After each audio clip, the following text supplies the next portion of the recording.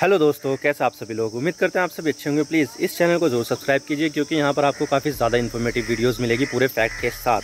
तो चाय ये एक ऐसी चीज़ है जिसके बिना बहुत सारे लोगों की सुबह नहीं होती, और जब भी कभी मेहमानबाजी होती है तो तब सबसे पहले कोई सी भी चीज़ अगर परोसी जाती है तो वो चाय होती है।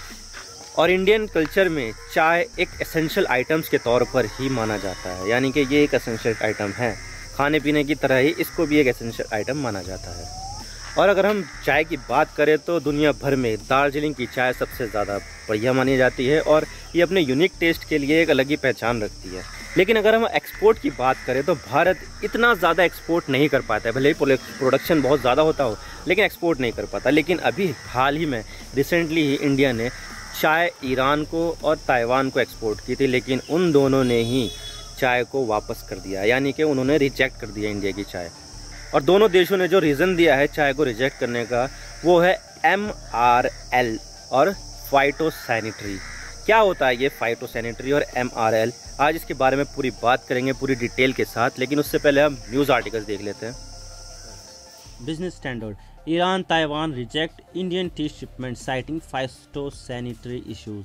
Taiwan and Iran have rejected 3 containers of tea sent from India due to phytosanitary issues and presence of pesticides beyond permissible limit. 10 जून का आर्टिकल है ये। तो बात करते हैं आखिर समस्या क्या आ रही है और हम इसकी बात क्यों कर रहे हैं। तो सबसे पहले हम देख लेते हैं कि चाय का एक्सपोर्ट कौन करता है। अगर हम चाय के एक्सपोर्ट का डेटा देखें तो आपको जानकर हैरानी होगी कि श्रीलंका भारत से भी ज़्यादा चाय को एक्सपोर्ट करता है। पहले नंबर पर आता है चाइना, दूसरे नंबर पर आता है केन्या, तीसरे नंबर पर आता है श्रीलंका और इसमें भारत का स्थान चौथा है। और अगर हम चाइना की बात करें तो चाइना सबसे बड़ा प्रोड्यूसर है, लेकिन चाइना में चाय का जो खपत है ना वो इतनी ज़्यादा नहीं होती, तो वो लोग चाय को एक्सपोर्ट कर देते हैं और चाइना चाय के एक्सपोर्ट में नंबर 1 बना हुआ है। और टोटल ग्लोबल एक्सपोर्ट का लगभग 29% चाइना करता है। फिर आता है केन्या। तो केन्या की जलवायु चाय उगाने के लिए अच्छी मानी जाती है और केन्या में चाय की खपत इतनी ज़्यादा नहीं है, तो केन्या वाले भी चाय को एक्सपोर्ट कर देते हैं। और श्रीलंका की जलवायु भी चाय के उत्पादन के लिए मुफीद मानी जाती है, तो वहाँ भी चाय काफ़ी होती है और श्रीलंका उसका एक्सपोर्ट कर देता है।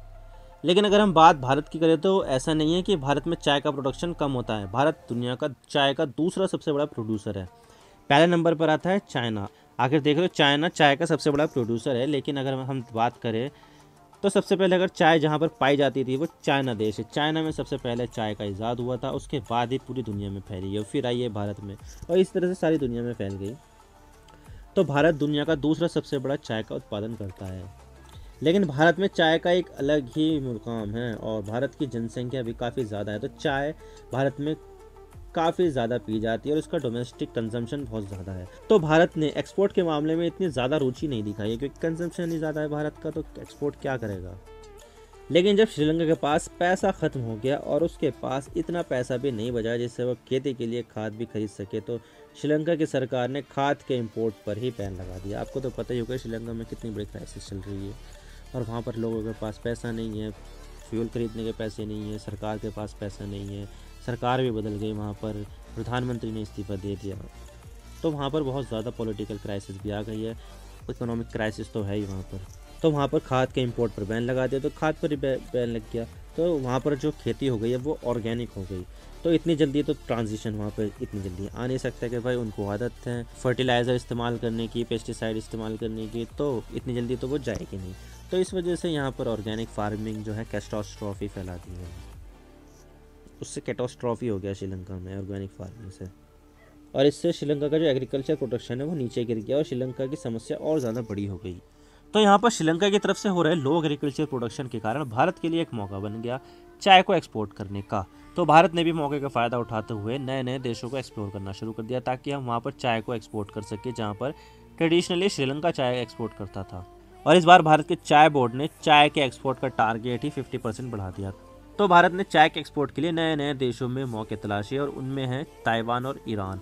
ईरान में तो भारत पहले भी चाय को एक्सपोर्ट करता था, लेकिन ताइवान का जो चाय का एक्सप्लायर है वो श्रीलंका है।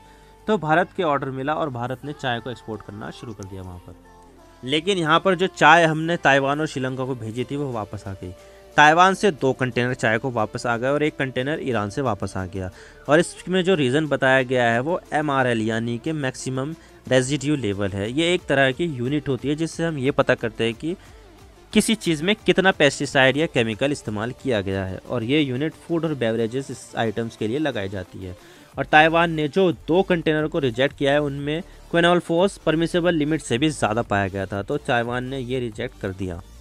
लेकिन सवाल ये आता है कि ताइवान ने शिपमेंट को क्यों रिजेक्ट किया है। तो देखिए, ताइवान में एक्सपोर्ट करना काफ़ी डिफ़िकल्ट टास्क है, क्योंकि ताइवान की जो MRL रिक्वायरमेंट है वो बहुत ही स्ट्रिक्ट है। तो ताइवान में 0.01 MRL की रिक्वायरमेंट है, जिसमें पूरा करना भारत के लिए ही नहीं बल्कि वियतनाम और चाइना के लिए भी बहुत ज़्यादा मुश्किल है। लेकिन श्रीलंका में फर्टिलाइज़र को बैन करके श्रीलंका ऑर्गेनिक खेती कर रहा था, तो श्रीलंका आसानी से ताइवान को चाय एक्सपोर्ट कर रहा था। लेकिन श्रीलंका में क्राइसिस आ गया, जिससे एक वैक्यूम क्रिएट हुआ और भारत के लिए मौका आया जिसमें भारत ज़्यादा से ज़्यादा चाय एक्सपोर्ट कर सके। लेकिन जब भारत ने ताइवान को चाय एक्सपोर्ट की तो ताइवान ने चाय रिजेक्ट कर दी। लेकिन जो कंटेनर ईरान से रिजेक्ट किया गया वो MRL इशू पर नहीं बल्कि फाइटोसैनिटरी के इशू पर रिजेक्ट किया गया है। और ये कोई फर्टिलाइज़र नहीं होता बल्कि गंदगी होती है, यानी उससे बीमारी पाई जाती है। जब इसके बारे में पूछा गया तो बताया गया कि प्रोड्यूसर ही नहीं बल्कि एक्सपोर्टर की गलती है, ये प्रोड्यूसर की नहीं है। लेकिन अगर देखा जाए तो फाइटोसैनिटरी के मुद्दे पर 56,000 टन गेहूं अटक गया। तुर्की ने इसे फाइटोसैनिटरी के इशू को लेकर इसके शिपमेंट को वापस भेज दिया, जिसके बाद ये इजिप्ट खरीदने को तैयार हो गया था। लेकिन इजिप्ट ने भी गेहूं को रिजेक्ट कर दिया बिना किसी जांच पड़ताल के। लेकिन इसके बारे में बताया जा रहा है कि इजिप्ट ने भी फाइटोसैनिटरी के मुद्दे को लेकर ही इस गेहूं को रिजेक्ट किया है। लेकिन बाद में पता चला कि मुद्दा कुछ और ही, और अभी वो शिपमेंट इजराइल के पोर्ट पर खड़ा है। तो भारत सरकार को इस मुद्दे पर ध्यान देने की ज़रूरत है। MRL लेवल तो ठीक है, क्योंकि फर्टिलाइज़र का इस्तेमाल हर देश करता है, कोई कम करता है तो कोई ज़्यादा करता है। लेकिन जब बात मामला फाइटोसैनिटरी का हो तो भारत की इमेज एज ए सप्लायर ख़राब होती है कि ये गंदा है और इसमें बीमारी है। तो भारत सरकार को इस मुद्दे पर थोड़ा ध्यान देने की ज़रूरत है। तो ये है अंत इस वीडियो का। मैं हूँ इमरान सिद्दीकी। आप मेरे इंस्टाग्राम पर भी जुड़ सकते हो। आप सिंपली जाइए इंस्टाग्राम में और सर्च कीजिए I_इमरान सिद्दीकी और आप मुझे फॉलो कर सकते हैं।